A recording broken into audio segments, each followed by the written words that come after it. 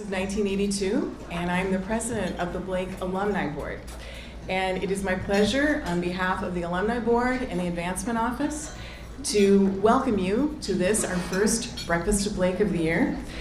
The Advancement Office and the Alumni Board are the sponsors of this educational and inspiring series called Breakfast of Blake.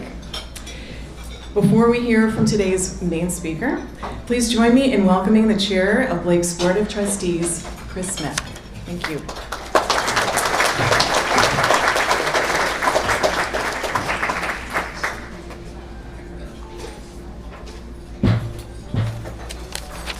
Good morning. It's great to see you all. I get a chance to welcome a lot of our new families that are here who've just had their first start at Blake. Glad to have all of you with us this morning. My name's Chris Smith. As Melissa mentioned, I'm the chair of the Board of Trustees here at Blake, and I have the privilege this morning of introducing Dr. Stavney. Ann has been with us now for 12 years, and during that time she's really had a really significant influence on the school, and I wanted to talk about that for a second before she comes up and talks a little bit about our vision, or her vision, and our school's vision for the future.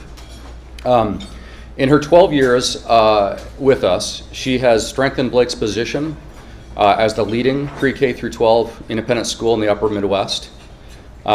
She, during that time, raised $80 million with a comprehensive capital campaign, unified our lower school campuses. Now we have that wonderful ELC down the road, or down the parking from here. And she's overseen 7 capital improvement projects and fundamentally altered Blake for the next 100 years in all of that work. We are, in a lot of ways, stand alone in our the level of our instruction and academic excellence. I'm really proud of what we have here at Blake, and I know all of you are as well. She's also, during her time, deepened our commitment to financial assistance. When she started with us, we had about 200 students a year receiving financial assistance. Today it's over 350, which is something I'm particularly proud of. She led the development of a global immersion program and established our computational sciences curriculum. She's going to talk more about that today because that's a big piece of our vision going forward. And she's also gone back and really worked on our traditional liberal arts curriculum, helping to really enhance our world languages, our literacy programs, our math program, and our humanities coursework. Locally and nationally, Ann contributes to the field of education. She presents at national conferences on issues relevant to pre-K-12 and independent school education. She regularly leads visiting teams for the Independent School Association of Central States, ISACS, which does the accreditation of schools like us. And one of the things I really appreciate about Ann, that I've had a chance to really watch over the last number of years, is that she's really constantly in touch with what's going on amongst independent schools around the country and bringing those back here. And as a result, Blake is really advanced. We're on the leading edge. The ELC is a perfect example of that, one of the first independent schools to incorporate that into its program. And it really puts us on a different plane, I think, than many other independent schools around the country. All right, last but not least, and I get to also mention the many degrees to which you have accumulated. I won't miss any this year. Ann holds a BA in government from Smith College. She also has 3 degrees from Washington University of Washington. I screwed up that one this year. She has a bachelor's, a master's, and a PhD in English from UW, is what they call it in Seattle. And if you would, please join me in welcoming Dr. Stavney.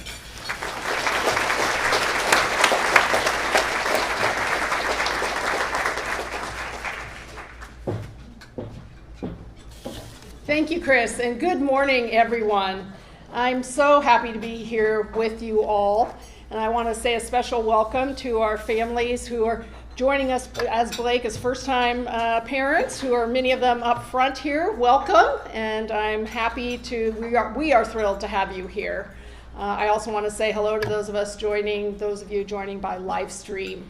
So today I'd like to talk a little bit about how we establish high-level strategic priorities in schools, and specifically how we set goals that will guide us in the future. And for us, we're talking about what you see in front of you. It's called Vision 2030. So independent schools typically engage in a strategic planning process. It's a cycle every 5 to 8 years. Our previous strategic plan served us really well through many of the initiatives and goals that Chris just reviewed.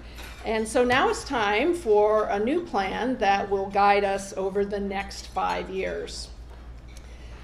Over the last academic year, we had a group called the Strategic Design Team that met monthly. That team was made up of faculty, staff, trustees, alums, and members of our administration. And what we did is go through a really iterative process of drafting strategic goals for the next 5 years. And after each draft, we would take it out to a stakeholder group in the community. So we took it to our administrative council, we took it to our board of trustees, our alumni board, our PK-12 chairs, and to the parent executive committee, and ultimately to faculty, upper school, middle school, and lower school. And what we asked of each group is what resonates, what's missing, what questions do you have, and then we were able to bring that feedback back to the group and incorporate it into our next draft. Also, our priorities were informed by the survey many of you in this room filled out last January. It's called the Powerful Learning Survey. We sent that out to students, 6th through 12th grade, all current parents and guardians, all employees, alumni from the last 5 years, and then also the alumni board and the board of trustees, all trustees who had served in the last 12 years. So we had over 2,000 responses. It was fantastic, great response rate. And we were able to incorporate that feedback as well into Vision 2030. So what you have in front of you is the culmination of the survey input, feedback from discussions with many stakeholders, and 6 drafts. So this is officially version 7, and that is the final version. So this framework was approved by the Board of Trustees in June, and I'm thrilled to share it with you today. So I know these sorts of documents can be a lot to take in, and even potentially a little dry without context. So you might be asking, what does this set of priorities mean for my student, my family? What does it have to do with Blake right now? And what does it mean, the phrase that we use in Vision 2030, what does it mean to educate for the future? So what I'd like to do this morning is share with you 3 stories that illustrate how several of the strategic priorities that are articulated in the plan might be experienced by our students, our faculty, our community in the coming years. These are examples on which we want to build and extend over the coming years. So let me start with our first story, which is about a design project for Legacy Day. So this story begins with an upper school course called Engineering 2, taught by Jeff Trin. Last winter, an organization called Appetite for Change presented to the engineering class a specific challenge that their organization faces: getting fresh produce to families who are economically disadvantaged. 9 students in the engineering class decided to take on this challenge. We can help.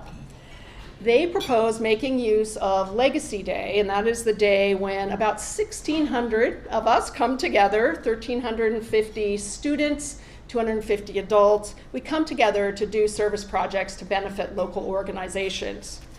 So these students made a proposal to Appetite for Change, the organization. And this is what they proposed. The first thing was to have groups build raised bed planter boxes. And they also proposed to have groups plant vegetable seeds. so that the seeds would germinate and grow in a greenhouse environment, and eventually the recipients of the boxes and the germinated seeds would be able to transfer the little plants into the planter boxes, and they'd be off and running with fresh produce soon. So the project needed to meet a number of challenges of a large-scale event planning. So they needed to design projects, specifically the building of the planter boxes, the making of the origami seed pouches, the making of tags that would label the vegetables. They needed to design projects that were engaging and appropriate for 1,350 students, ages 5 to 18. That's quite a range. So how can we involve all students in a way that's manageable and also within a 40-minute time frame? Yes. How can they also meet the needs of the people who would be receiving the boxes and the germinated seeds? And, always an important factor, how can they stay within budget? So the students designed the boxes, they designed the seed project, they determined the materials that would be needed, they determined the quantities, figured out the tools that would be needed and the quantities of those, and then they determined how they would set up each workstation to have the students move through. Finally, the group made an instructional video for all the students and the staff to preview, to educate us in advance about what we would be doing. And then on the Legacy Day itself, the engineering class students oversaw the projects. After Legacy Day, the engineering students designed a greenhouse and a care schedule for the seedling plants. And in the spring, after the seeds were grown into plants, they worked with Appetite for Change to transport the planter boxes and the plants to their organization, who then distributed them to their clients in North Minneapolis. So what were the results? 82 planter boxes. It's amazing. 2,000 newspaper origami pots with planted seeds, including tomatoes, kale, collards, peppers, herbs, onions, and strawberries, and 800 decorative plant markers to label the plants. So why do I tell you the story of this project other than it's terrific, the work that the students did? It called on the students to develop two kinds of thinking and to extend and deepen their thinking. One is computational thinking, and that is breaking down a complex issue, identifying its parts, and creating solutions. Once the parts and the patterns are recognized, how do we create a certain outcome? It also developed what we call design thinking. And that is when you create with, in this case, both the builder's needs and the end users in mind. And so they made use of both kinds of thinking.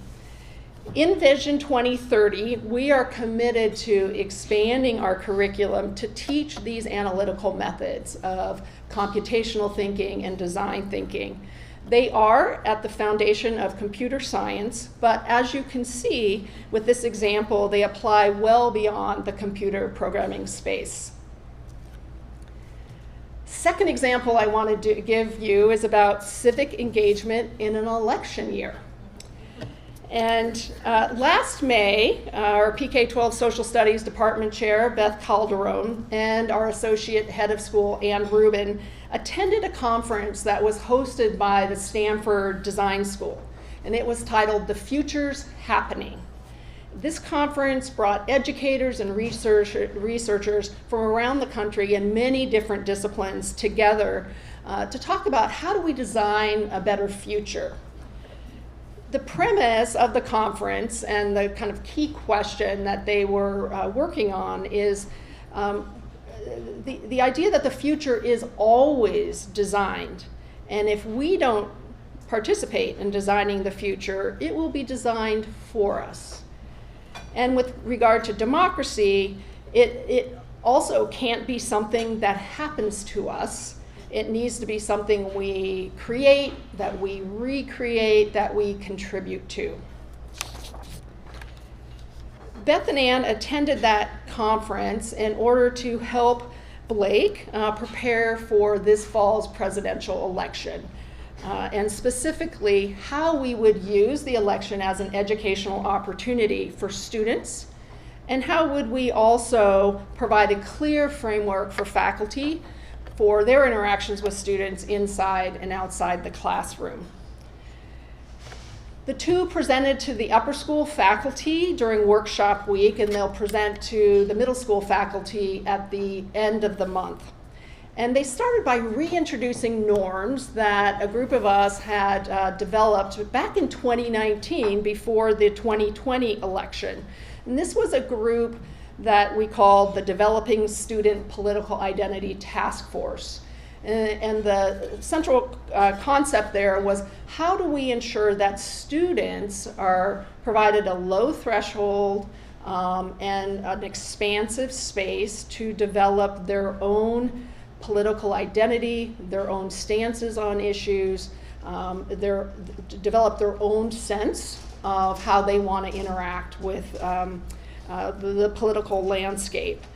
And the norms that we established back in 2019 and reintroduced focus on our roles specifically as faculty during the election season, but also around other, our roles in faculty, as faculty around other potentially contentious topics.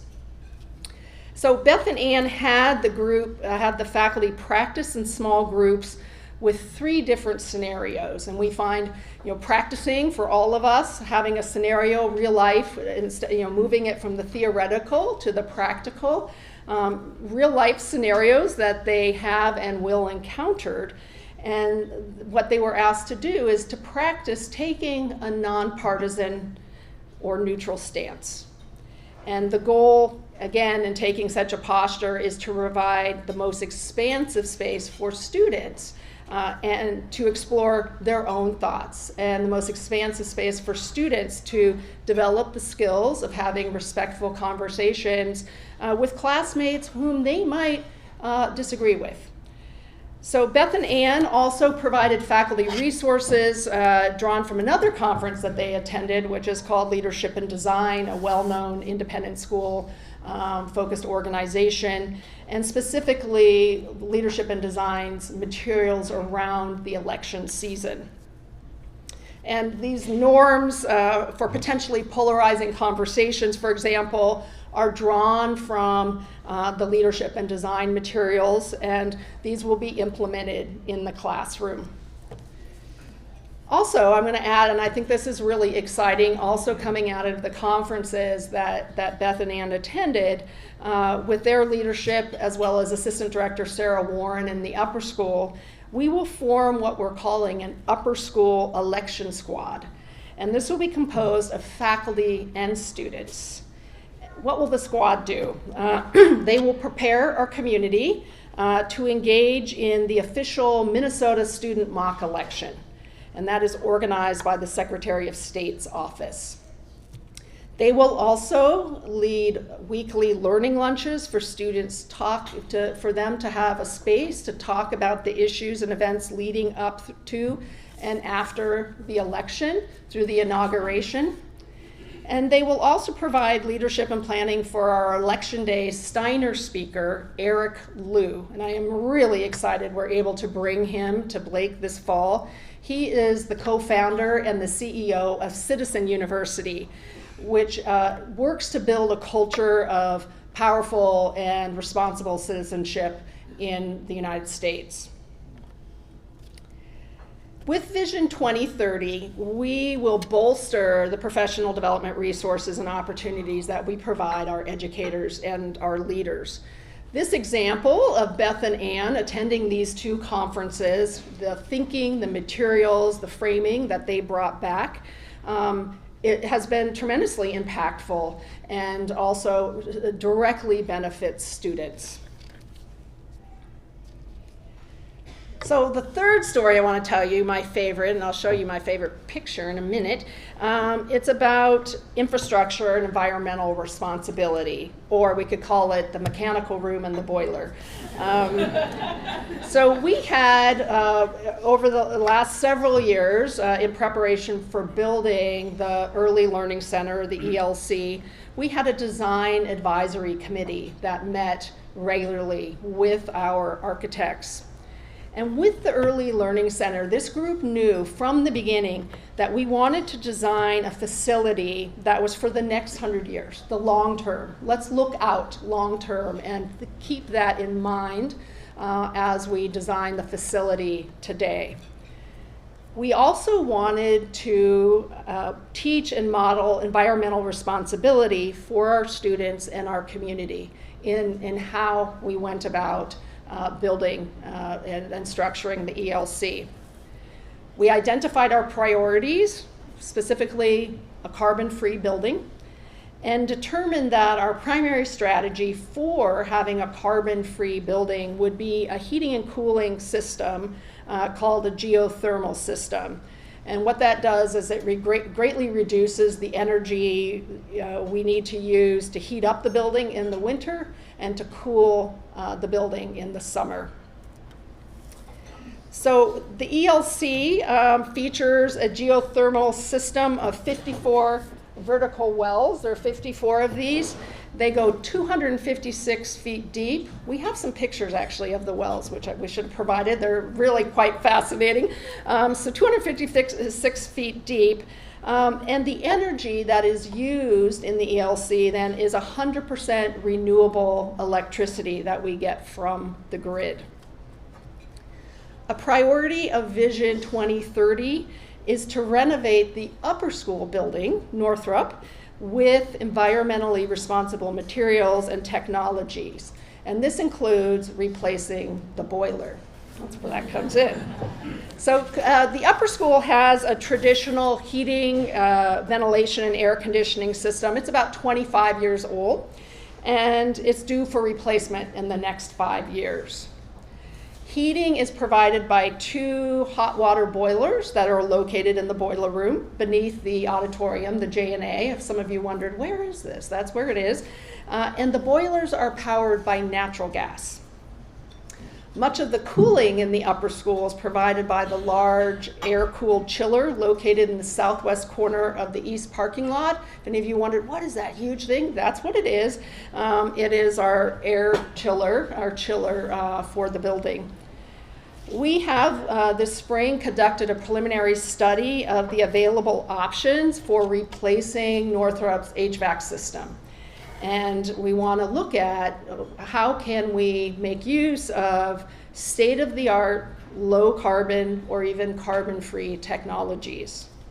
So our options at this point include a geothermal system, an even newer technology that's called air source heat pumps, or a combination of the two.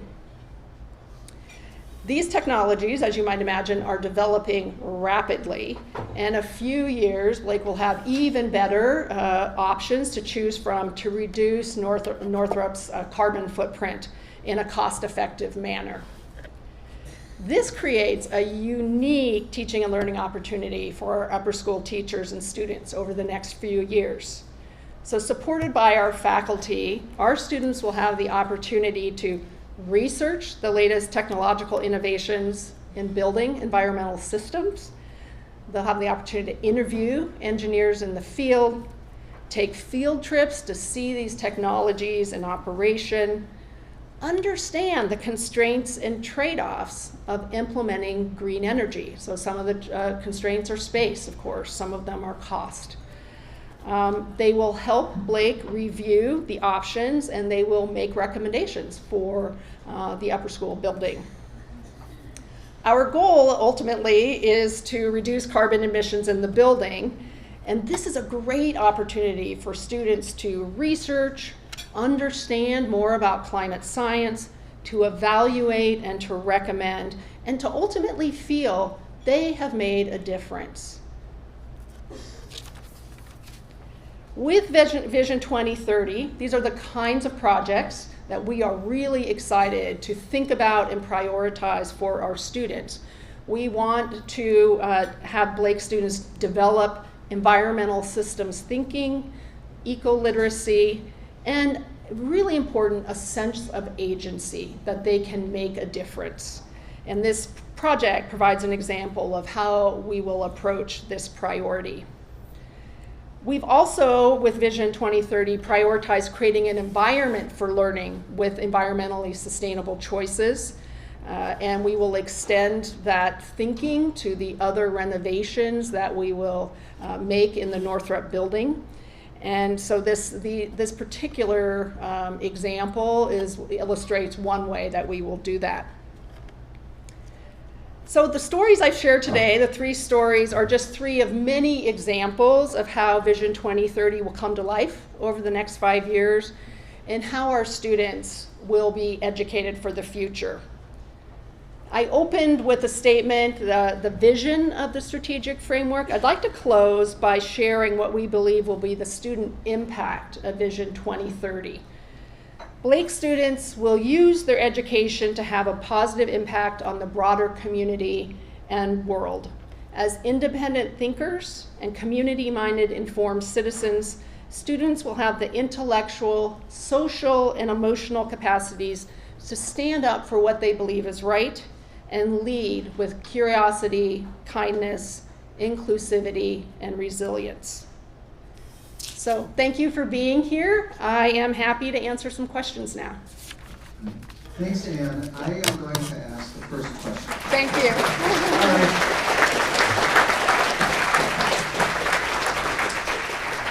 right. I have a question that was submitted prior to the event, so we'll kick it off with that. What is Blake's current cell phone policy? And does Blake have plans to become a phone-free campus? Okay, yes, great question. Many articles in the news, and a number of our faculty read this summer Jonathan Haidt's book called The Anxious Generation. I highly recommend it. It is about the effect of cell phone use and what that has, and in his argument, a rewiring of young people's minds. But to the direct question, our cell phone policy in lower and middle is that they are put away all the time. If they have them, they are in their backpacks or their lockers, period. Okay, so we come to upper school. Last year we implemented a new policy, and that was that students could not have cell phones in the auditorium during assemblies. So that's twice a week. We were finding them to be a distraction, and students weren't fully present to each other and to the seniors giving speeches. So they would tuck them in their backpacks. They weren't allowed to bring them out. That went beautifully. And I think the students actually really felt more engaged in what was happening and in the assembly program.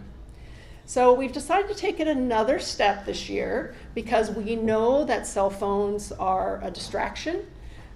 It's hard to stay focused in the classroom.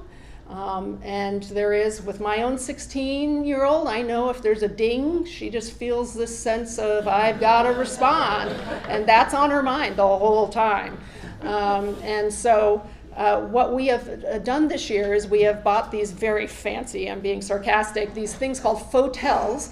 They're basically like shoe holders on the wall. They all are numbered, and when the students enter the classroom, study hall, advisory, and we will continue with our policy with the auditorium.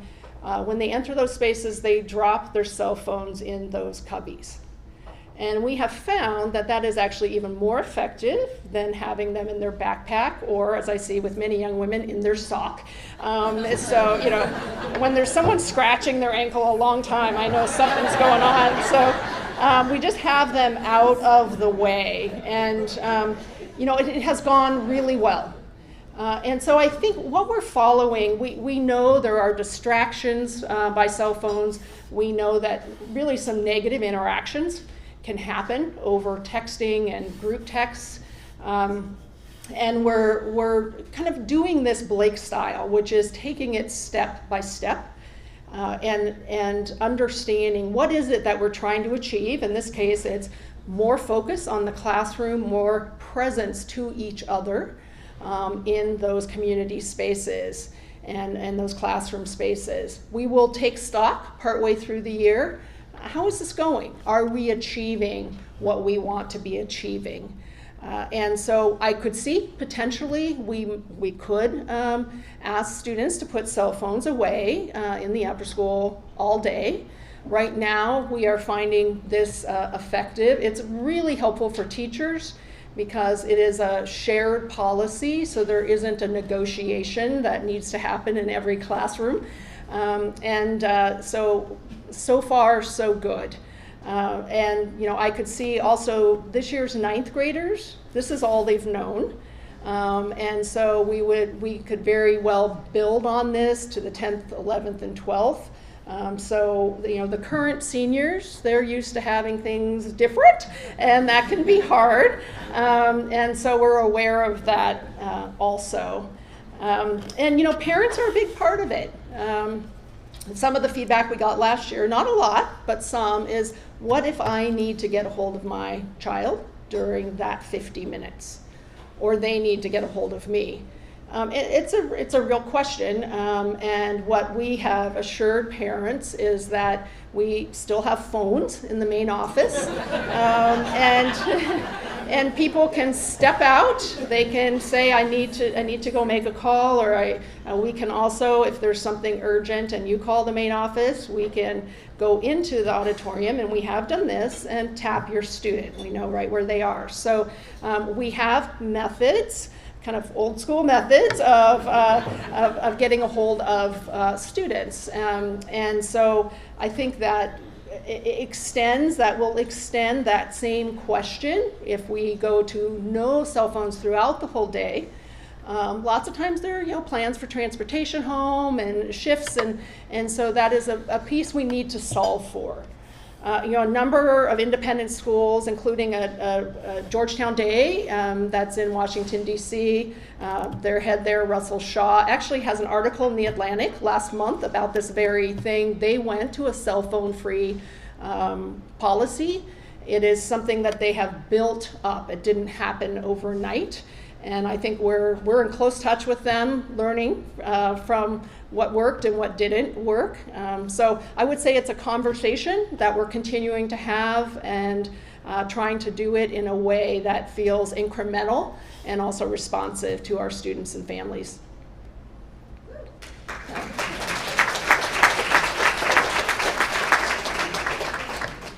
Thank you so much for having us again this morning. When you're talking about the environmental and then also the infrastructure replacement, there's a lot of footprint between these buildings. Was solar or voltaics thought of for any of these? Also because I think there's a ton of federal kickback for educational institutions, so didn't know if that was in the mix. Yeah. Thank you. Yeah, great question, and yes, it absolutely has been in the mix. So we have a solar array on top of the middle school.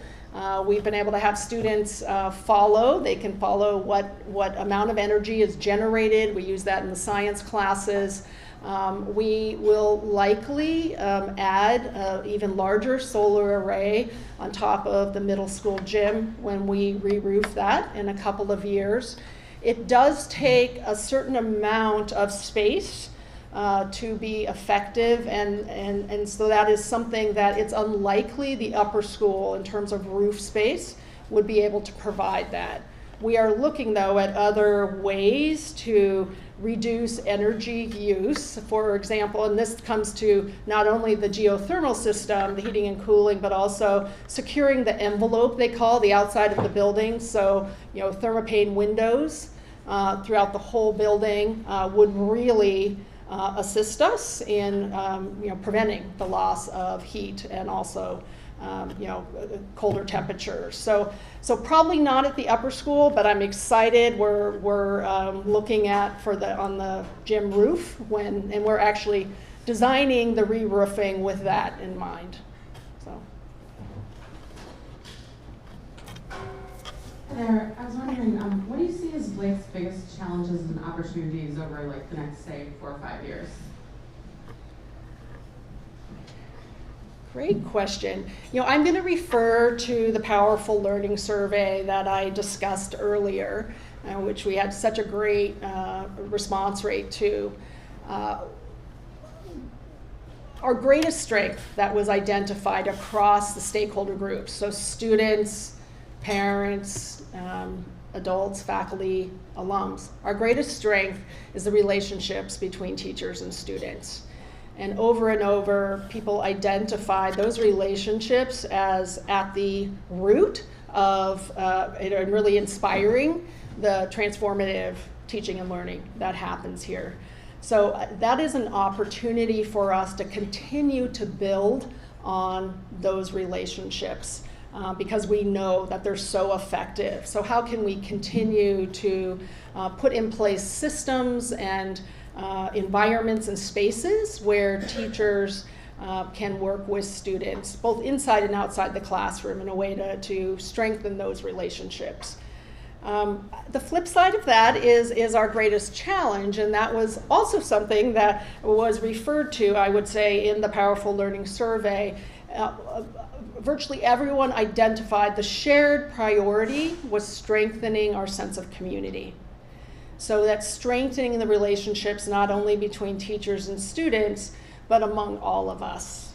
And that, I think, is our both a challenge and an opportunity for us. Coming out of COVID, there are many reasons why our communities, folks pulled back, and we're coming back together. But how to build that sense of community and knowing each other. It is one benefit, I will say, that I've already seen of the lower school unification is that the students and families know each other from pre-K to 5. And the students all will know each other when they go into 6. So there are kind of structural things we can do, and then there are also programmatic things that we can do. But I would highlight those two aspects of the next 5 years.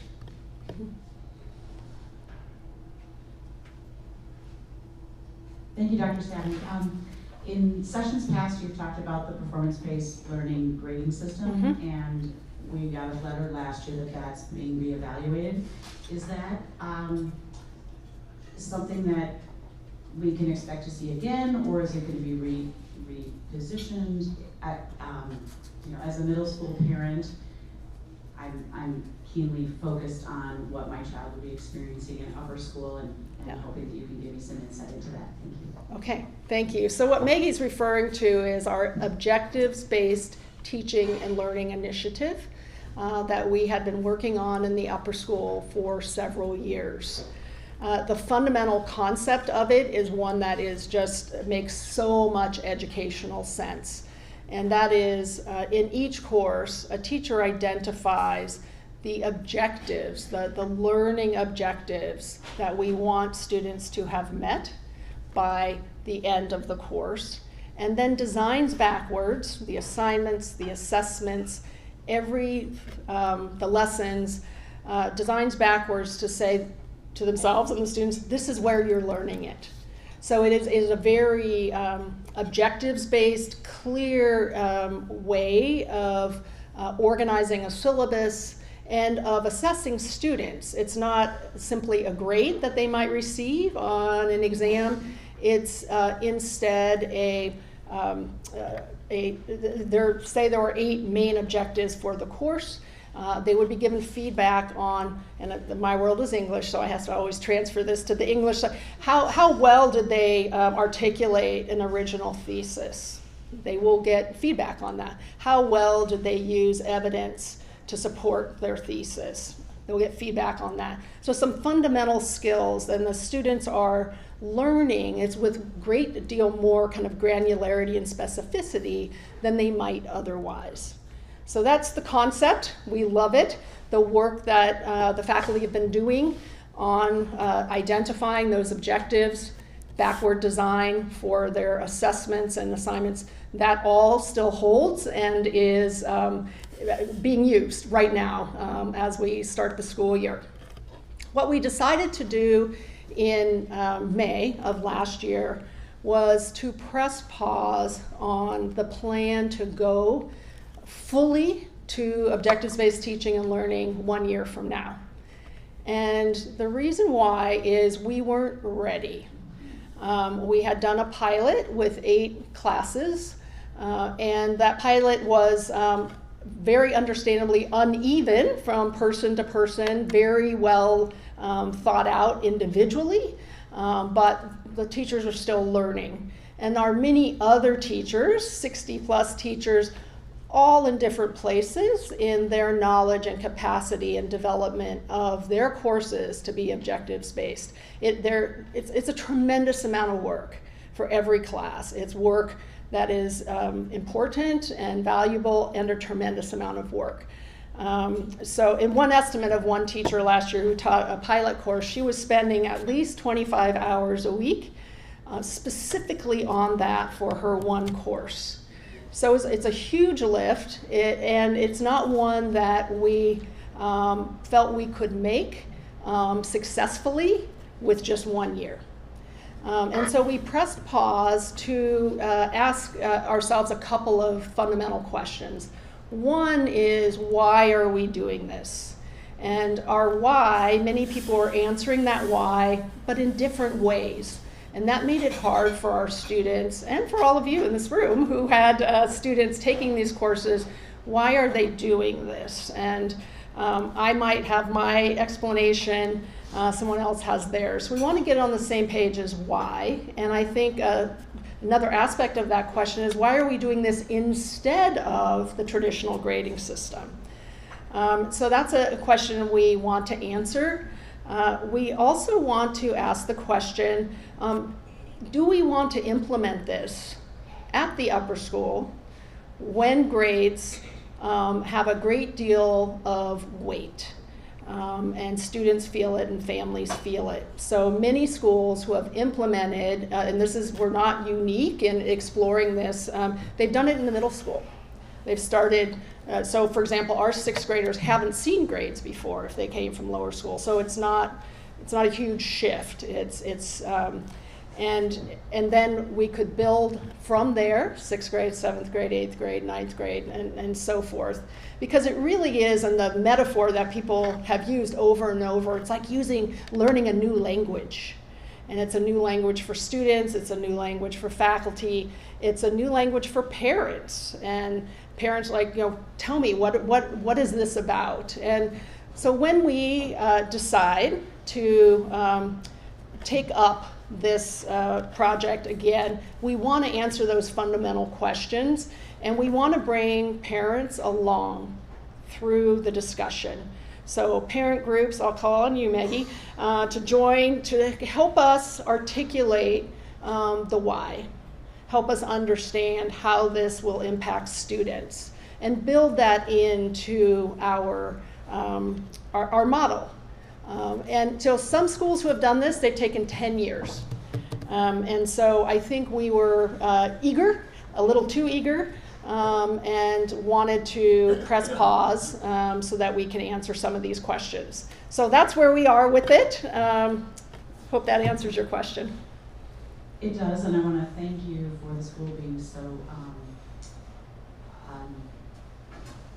responsive to the feedback and pivoting so promptly that it was comforting as a parent that the school really took in the information so quickly and effectively. So thank you. Okay, thank you.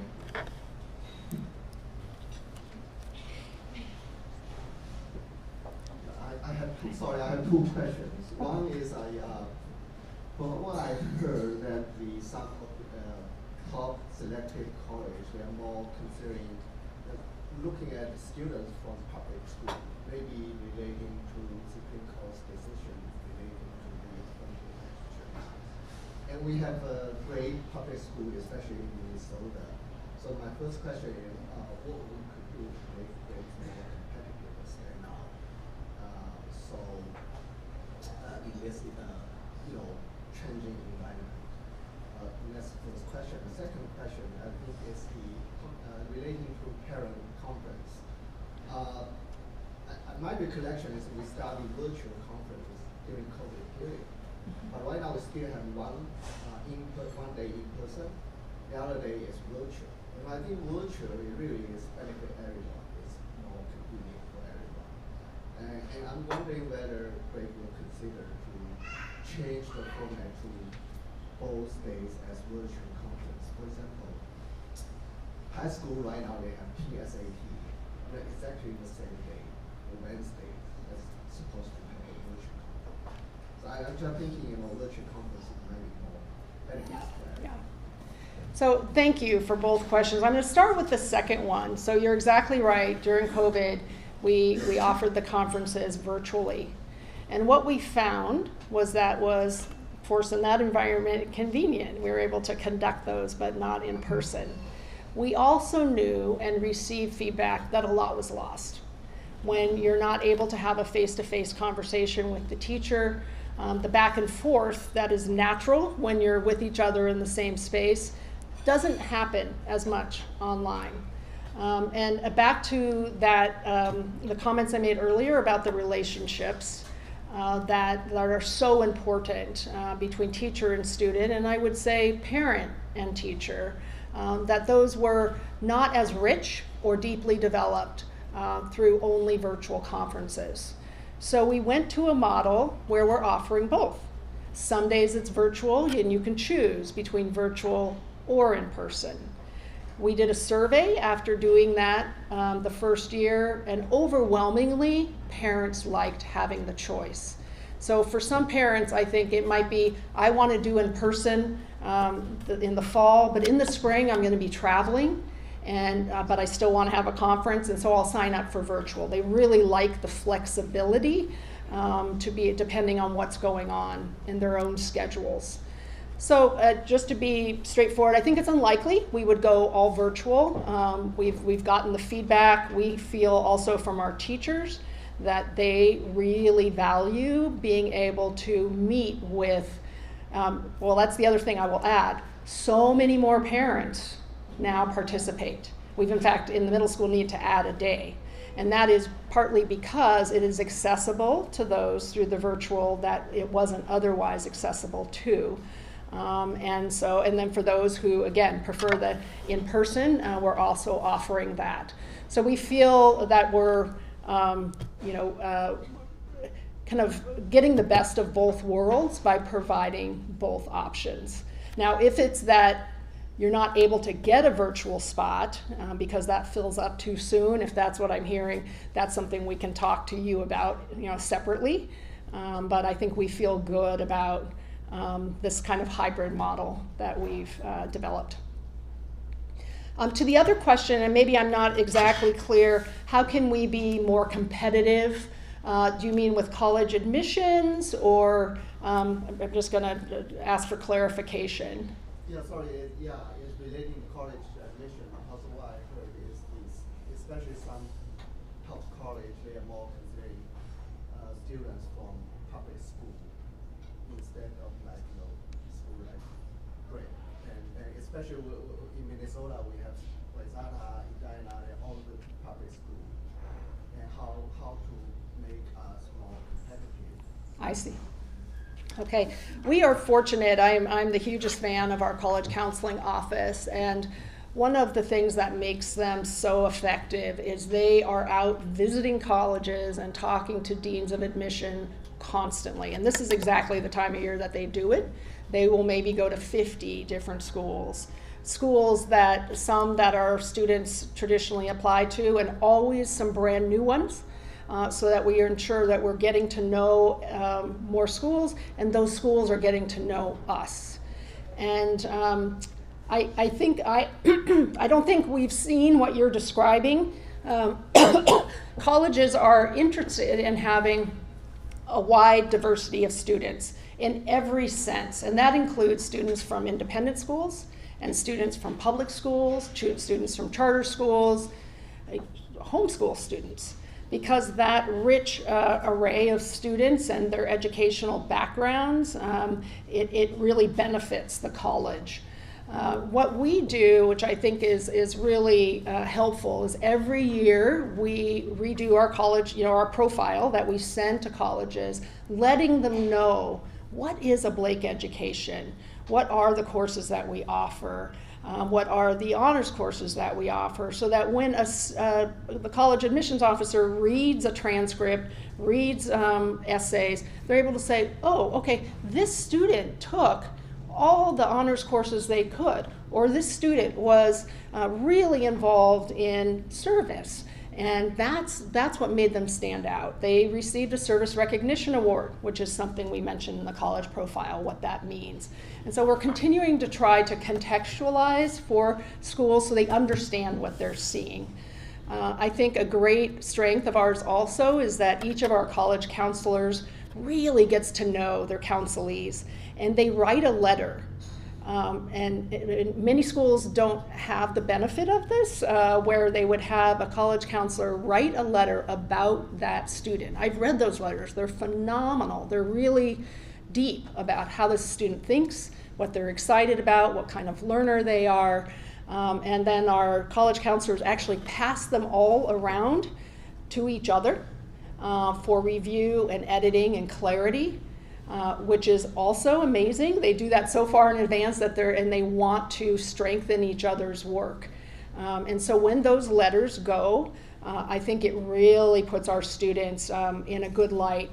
You know, their strengths, their enthusiasms, the things that might have challenged the student that wouldn't be on the records. They could say this student overcame this challenge. They can include that in the letter. So I think that depth of the college counselor's letter is one that, kind of to that point of competitive, it adds depth and richness to every application that our students make. We have time for one more question. Thank you. Thank you, Dan.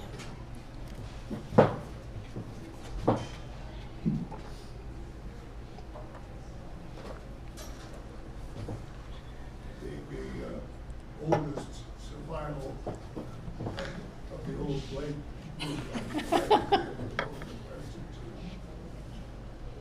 We all know that the ability to speak in public requires self-confidence, knowledge, and ability to keep your head on straight. I have seen so many instances in my lifetime where people who can express themselves clearly have gotten ahead better than others who might be more knowledgeable and studious than they were. I wonder what Blake is doing these days to encourage that. I remember we used to have to speak in front of the assembly once or twice a year, but that's a minor issue, it seems to me. More needs to be done to emphasize that, whether that can be squeezed into a curriculum, or more importantly, if you value it, that's the other thing. But what I would like to see is a Blake to train people to speak as well as you spoke. Thank you, Kingston. I introduced Kingston Fletcher to all of you. I think class of 43? Pardon? What is your class? Class of 44. 44, all right, yes. Yeah. Thank you for being here.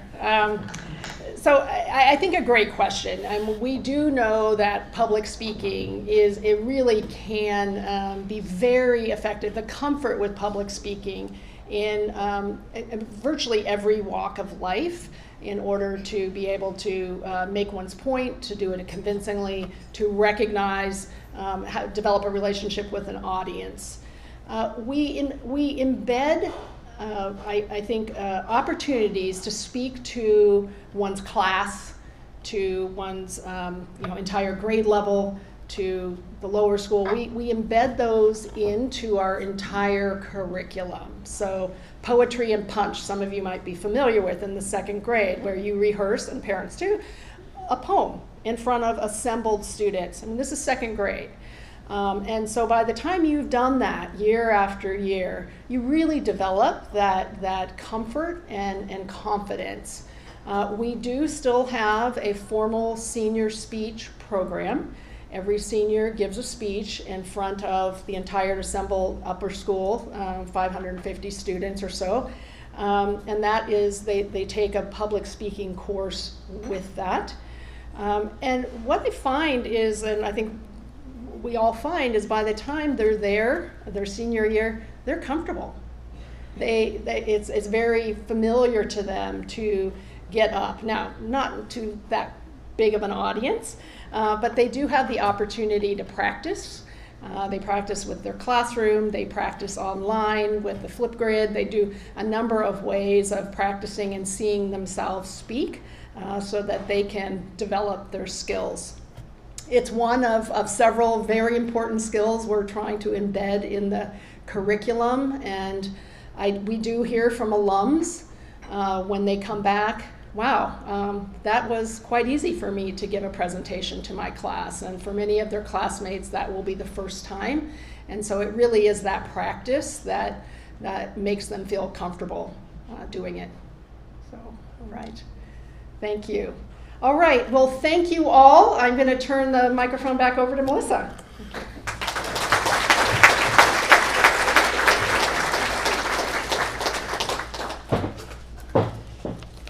Well, Anne, thank you so much for your longstanding leadership, for your leadership on the strategic framework, and for addressing so many timely questions today. So thank you. Looking ahead, our homecoming reunion is coming up early this year. It's actually the end of September, the last weekend, September 26th through 28th, which means that we also have our next Breakfast at Blake also in September. You'll see a little tent on your table you can use the QR code. It'll give you a little more information, but as we always do, this will be our 2024 Outstanding Alumna Award recipient, who this year is Megan Murray, class of 76. She's an amazing person. You can read about her on this tent, but also on Blake's website. Very briefly, she's a professor of epidemiology at the Harvard T.H. Chan School of Public Health and a named professor at Harvard Medical School. And she works on infectious disease epidemiology with a special emphasis on tuberculosis, COVID-19, and Ebola and other infectious diseases. She's considered one of the world's leading experts on tuberculosis. She's an impressive, amazing person. So if you can make it to that Breakfast at Blake, that one is on a Friday. It's the only one on a Friday. Otherwise, they're always on Thursday. And so we hope to see you then. And we hope you have a wonderful day. Thank you.